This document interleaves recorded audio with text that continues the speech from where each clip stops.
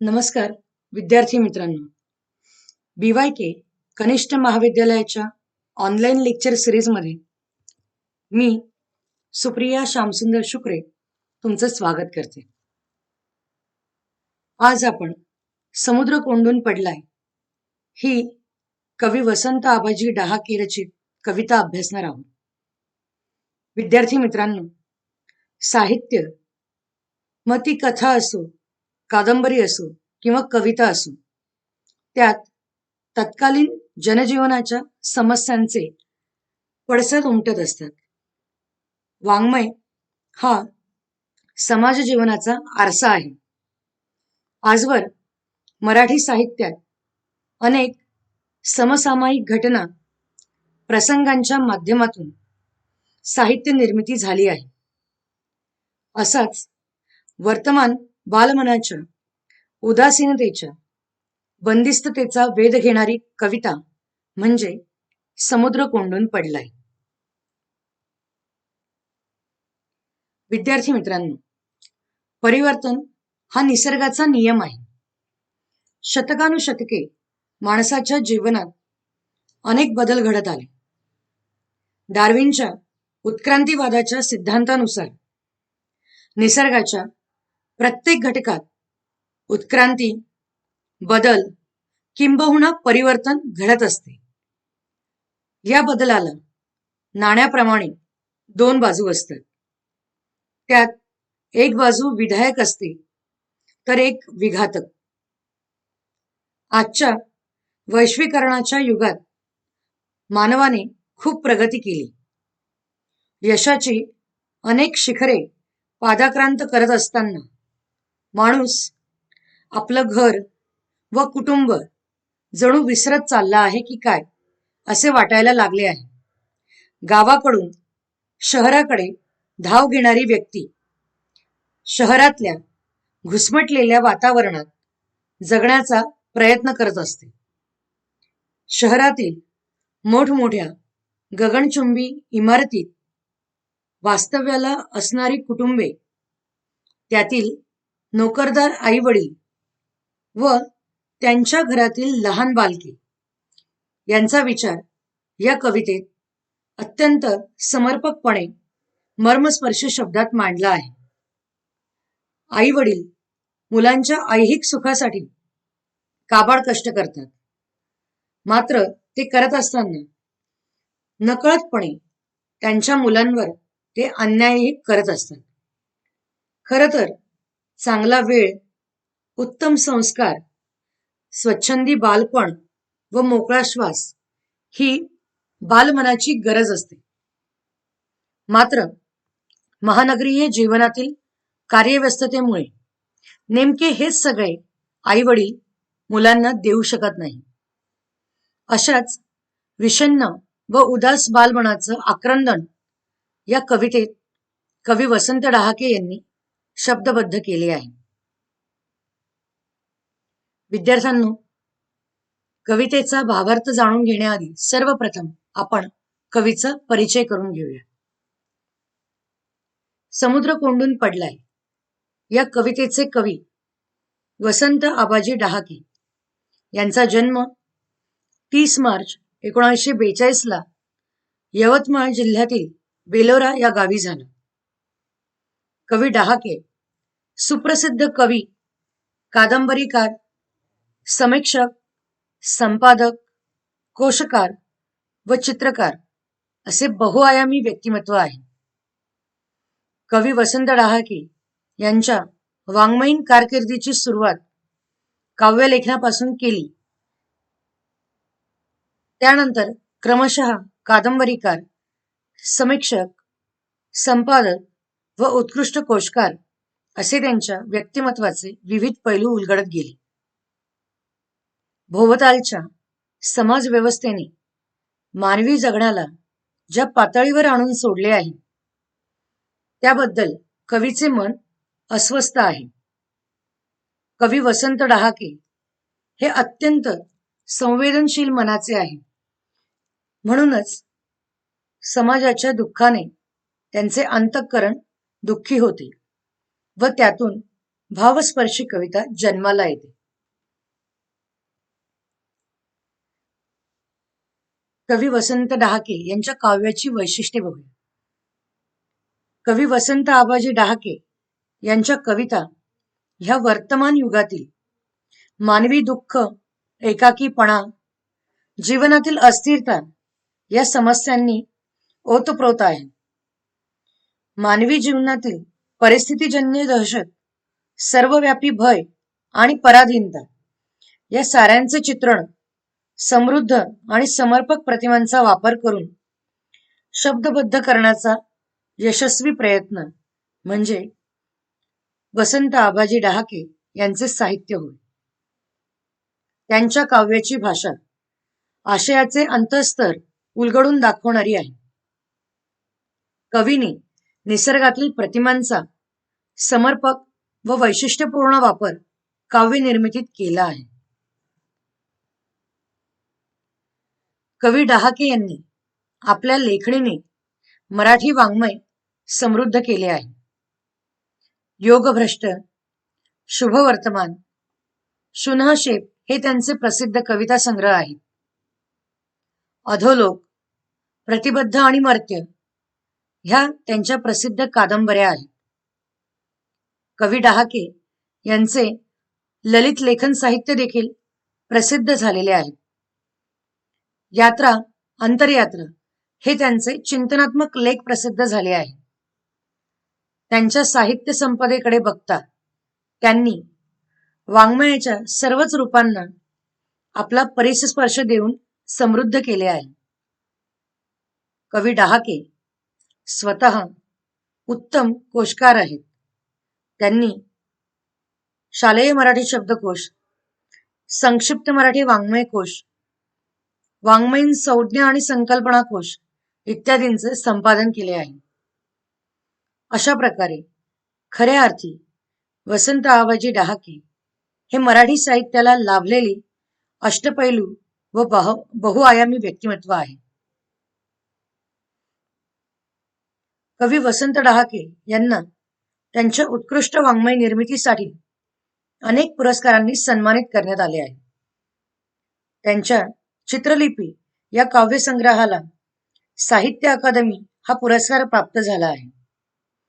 तसेच उत्कृष्ट साहित्य निर्मितीचा महाराष्ट्र राज्य पुरस्कार आणि जनस्थान पुरस्कार या पुरस्कारांना देखील त्यांना सन्मानित करण्यात आलेले आहे. यानंतर विद्यार्थ्यांनो आपण कवितेची मध्यवर्ती संकल्पना जाणून घेऊया. समुद्र कोंडून पडलाय या कवितेचा आशय वर्तमान महानगरीय जीवनाशी संबंधित आहे. महानगर म्हटले की त्यात धकाधकीचे जीवन, धावपळ व पराकोटीची स्पर्धा येते. अनेकदा व्यक्ती आपल्या आत्यंतिक महत्वाकांक्षेपायी कुटुंबातील सदस्यांच्या भावनांचा विचार न करता अविरत ऐहिक सुखामागे धावत राहते. मात्र हे करत असताना कुटुंबातील बालमनाची होणारी होरपळ तो सोयीस्कररित्या दृष्टीआड करतो. या कवितेत कवी डहाके यांनी समुद्र व बालमनाचे तादात्म्य साधले आहे. जसे समुद्र म्हणजे अथांग पाणी, बंधनमुक्त व उन्मुक्त मर्यादांचे बंधन समुद्राला नसते. बालमनही काहीसे सागराप्रमाणेच असते, तितकेच उन्मुक्त व स्वच्छंदी. जसे आपण सागराला बांध घालू शकत नाही, बंदिस्त करू शकत नाही, तसेच बालमनाला देखील बंदिस्त करणे केवळ अशक्य. मात्र शहरातील, महानगरातील बंदिस्त वातावरणात आजचे बालमन अडकून पडले आहे. महानगराकाठचा समुद्र शहरांच्या, महानगरांच्या मर्यादांमध्ये कोंडून पडला आहे. त्या समुद्राच्या अस्वस्थतेची अवस्था कवीने या कवितेतून व्यक्त केली आहे. अंगणात बागडण्यासाठी आसुसलेले इमारतीतील बालपण आक्रंदते आहे. एकीकडे गगनचुंबी इमारतीतील बालपण आहे, तर दुसरीकडे रस्त्यांवर अथवा रेल्वे स्टेशनच्या बाकांवर झोपेसाठी आश्रयाला आलेले बालपण आहे. हे सर्व पाहून समुद्र अस्वस्थ होतो. मोठ्यांच्या कार्यव्यस्तता व अतिमहत्वाकांक्षेने बकाल होत जाणारे बाल्य कवीला अधिकच व्यथित करते. महानगरीय जीवनामध्ये माणसाला महत्व राहिलेले नाही. माणूस म्हणजे जणू घड्याळांच्या काट्यांवर पळणारे बाहुलं बनले आहे. अशा प्रकारे आता आपण कवितेची मध्यवर्ती संकल्पना अभ्यासली. यानंतर आपण कवितेची उद्दिष्टे अभ्यासूया. समुद्र कोंडून पडलाय या कवितेत कवी डहाके यांनी महानगरीय जीवनातील कार्यव्यस्तता, इमारतीमधील बंदिस्तता व माणसांमधील वाढत चाललेली संवेदनहीनता यांचे अत्यंत समर्पक शब्दात वर्णन केले आहे. कवी डहाके म्हणतात, शहरांच्या, महानगरांच्या सीमारेषेत समुद्र जणू कोंडून पडलाय. समुद्राच्या भरती ओहोटीला महानगराने मर्यादा घातली आहे. खर तर समुद्र म्हणजे अथांग जीवन. मात्र या समुद्राला बंदिस्त करण्याचं काम महानगराने केले आहे. समुद्राचा अथांगपणा व स्वच्छंदी बालमन यात साधर्म्य साधण्याचा प्रयत्न केला आहे. अंगणात बागडण्याच्या वयात महानगरातील बालके गगनचुंबी इमारतीच्या बंदिस्त वातावरणात मन मारून जगत आहेत. खरे तर हे त्यांचे मुक्तपणे खेळण्याचे, बागडण्याचे दिवस आहेत. मात्र आई वडिलांच्या महत्वाकांक्षांनी ऐहिक सुखाच्या ध्यासाने पछाडलेल्या व्यक्तींमुळे बालमनाची होरपळ होत आहे. समुद्र हा जसा उन्मुक्त असतो, तसेच बालपण हे आशा आकांक्षा, महत्वाकांक्षा यांच्या पल्ल्याड जाऊन मोकळेपणाने जगणारे वय असते. जसं समुद्राला बांधून ठेवणे अशक्य असते, तसेच बालमनाला चार भिंतींच्या चौकटीत बांधणे कष्टप्रद असते. बालमनातील निरागसता मनाला मोहणारी असते. मात्र हेच बालमन शहराच्या, महानगरांच्या मर्यादेत बांधले जाते. त्यांचा श्वास कोंडला जातो. त्या बालमनाची होणारी घुसमट कवी डहाके यांनी अचूक हेरली आहे. समुद्राप्रमाणेच बालमनाला मुक्तकंठाने विस्तीर्ण व सर्वदूर बागडू देण्यातच खरा आनंद आहे. शहरी वातावरणात गगनचुंबी इमारतीमध्ये बालमनाचे घुसमटलेले श्वास व त्यांचे आक्रंदन कवी डहाके यांनी मर्मस्पर्शी शब्दात मांडले आहे. या मुलांना स्वच्छंदी जीवन जगू द्यावे हा विचार त्यांनी मांडला आहे. व्यस्त व बंदिस्त महानगरीय जीवनात आक्रसून गेलेल्या, त्रासलेल्या बालमनाची दाहक जाणीव ही कविता करून देते. विद्यार्थी मित्रांनो, या कवितेच्या माध्यमातून संवेदनशीलता या मूल्याची रुजवणूक होणे अपेक्षित आहे. यानंतर सर्वप्रथम आपण कवितेचे प्रकट वाचन करू व काव्यपंक्तींचा भावार्थ समजून घेऊ. समुद्र कोंडून पडलाय गगनचुंबी इमारतींच्या गजानाड. तो संत्रस्त वाटतो संध्याकाळी, पिंजारलेली दाढी झिंजा. हताशपणे पाहत असतो समोरच्या 32व्या मजल्यावरील मुलाकडे, ज्यांचं बालपण उंचच उंच पण अरुंद झालंय आणि त्याची त्याला कल्पनाच नाही. विद्यार्थ्यांनो, महानगरीय गदारोळात समुद्र जो या कवितेत अथांग जीवनाचे प्रतीक आहे, हेच जीवन कसे नगण्य व कवडी मोलाचे झाले आहे याचे चित्रण कवी वसंत डहाके यांनी केले आहे. समुद्र किनाऱ्यावरील गगनचुंबी इमारतींच्या गजांपलीकडे समुद्र जणू बंदिस्त झालेला वाटतो. संध्याकाळी तो खूपच विषण्ण व त्रासलेला वाटतो. समुद्राच्या त्या भकास प्रतिमेचे वर्णन करताना कवी डहाके म्हणतात, तो संत्रस्त वाटतो संध्याकाळी, पिंजारलेली दाढी झिंजा. सागराच्या त्या विदारक रूपाचे वर्णन करताना कवी म्हणतात, आपली पिंजरलेली दाढी व विस्कटलेल्या केसांनी त्रासलेला समुद्र हताशपणे केविलवाण्या चेहऱ्याने समोरच्या टोलेजंग इमारतीच्या 32व्या मजल्यावरील मुलाकडे पाहत असतो. त्यातील विरोधाभास दर्शविताना त्या मुलाचे बालपण उंचच उंच पण तितकेच अरुंद नि खुजे झाले आहे. बालमन गुदमरलेले व घुसमटलेले आहे. बालमनात खोलवर कुठेतरी एक आर्त रडणे जाणवते. खरे तर त्या कोवळ्या जीवाला याची जाणीवच नसते. त्या अरुंद व खुज्या जीवनाला तो आपलंसं मानतो. मात्र त्या कोंडलेल्या स्थितीतील मूल स्वच्छंदी व उन्मुक्त मनाचा आनंद घेऊ शकत नाही. शहराने, शहरातल्या स्पर्धेने, भौतिक व्यवस्थेने त्या बालमनातील कोवळ्या भावनांचे खच्चीकरण केले आहे. हे सर्व समुद्र आ वासून बघत आहे.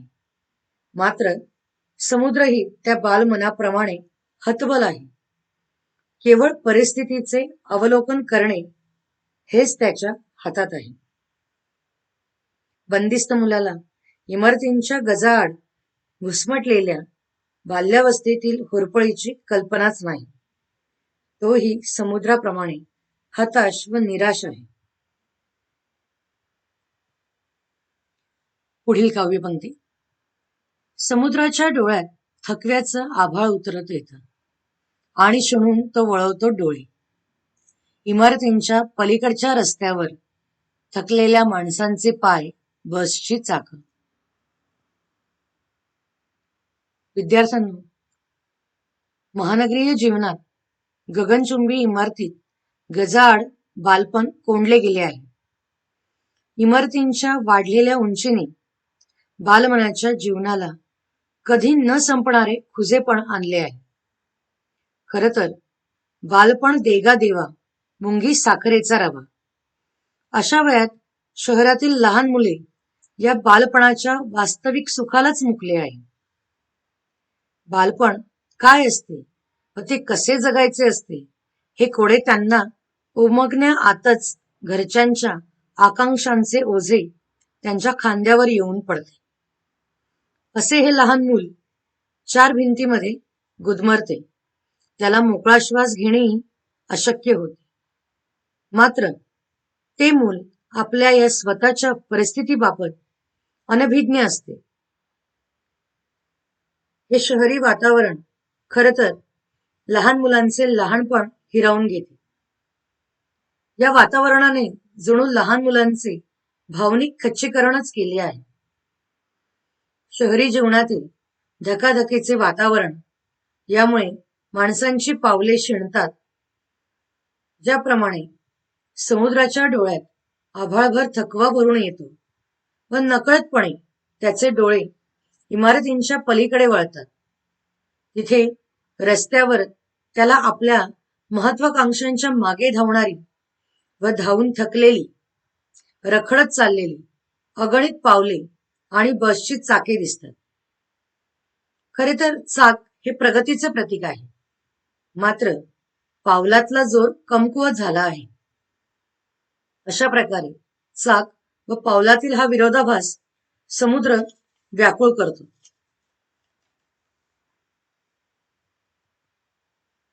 पुढील काव्यपंक्ती. समुद्र अस्वस्थ होऊन जातो शहराच्या आयुष्याच्या विचाराने. तेव्हा तो मनातल्या मनातच मुक्त होऊन फिरू लागतो शहरातल्या रस्त्यांवरून, वस्त्यांमधून.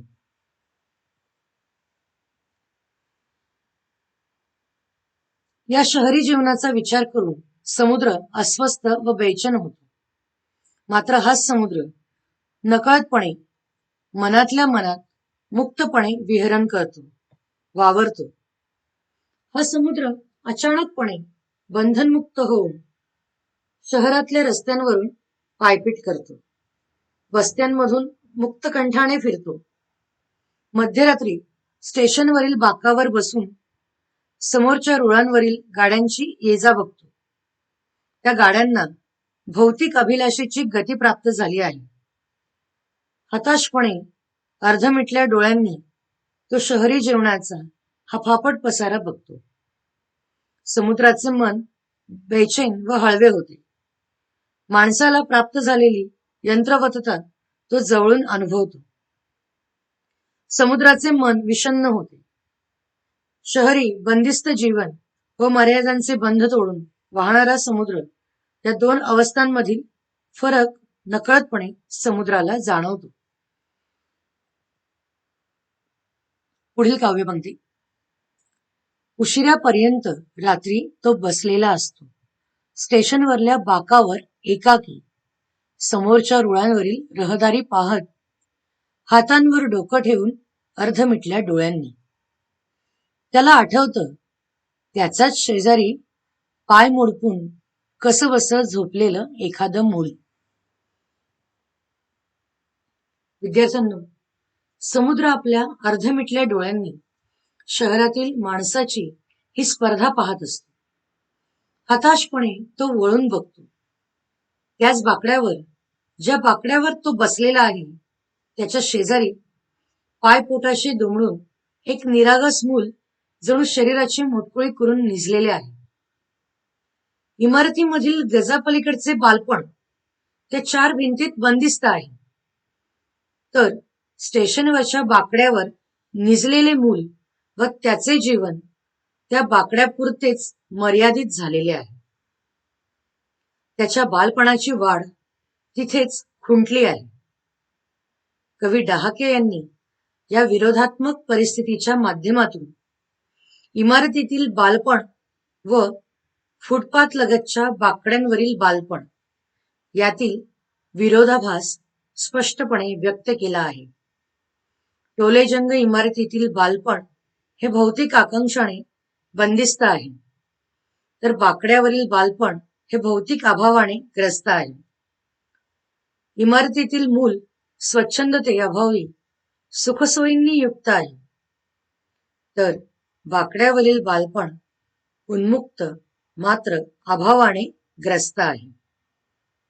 दोनही परिस्थितीतील ही विशाल दरी कवी डहाके यांनी अचूक दर्शविली आहे. बाकड्यापुरती मर्यादित झालेली बालपणाची खुंटलेली वाढ, खर तर याची कल्पना त्या मुलालाही नाही.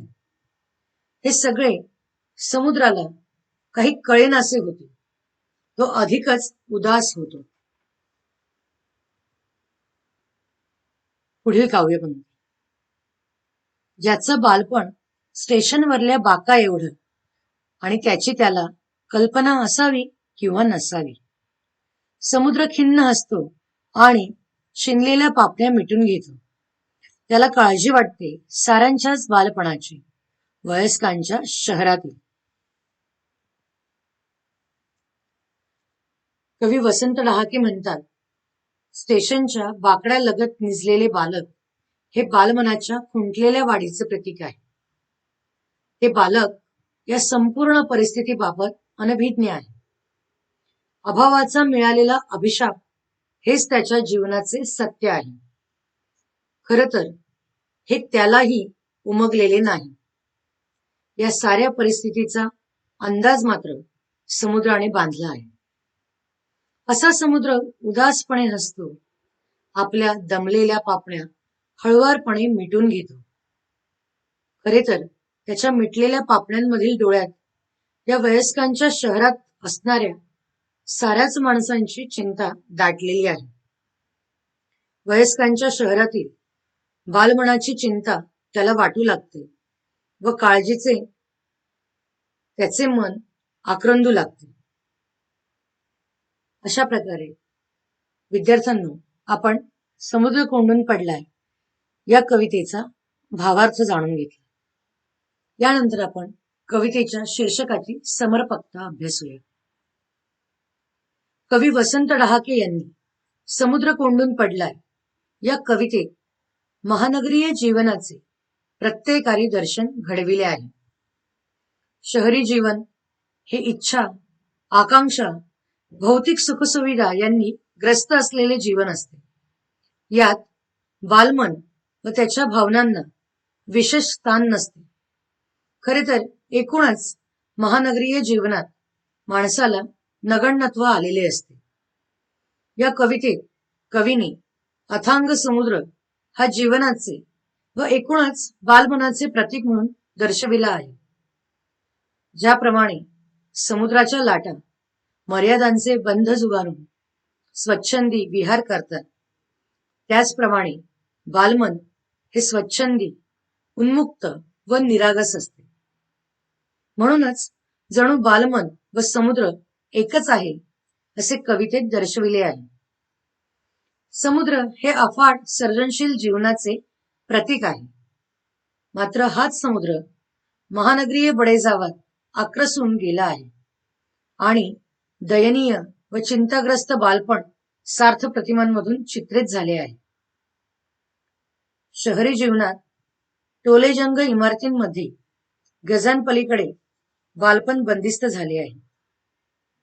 व्यक्तिगत महत्वाकांक्षांनी प्रेरित वयस्क मंडळी आपल्या महत्वाकांक्षांच्या पूर्तीसाठी घराबाहेर पडताना बालकांना मात्र 4 भिंतीत बंदिस्त करतात.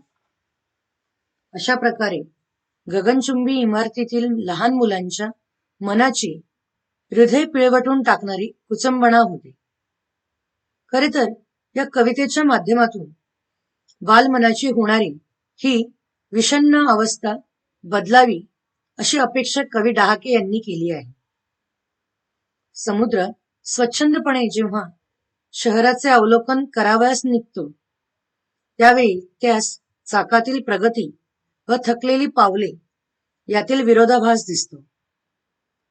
बंदिस्त इमारतीतील सुविधायुक्त बालपण व बाकड्यांपुरते मर्यादित अभावग्रस्त बालपण यातील फरक जाणवतो. हताशपणे अर्धोन्मिलित डोळ्यांनी तो शहरी जीवनाचा बडेजाव पाहतो.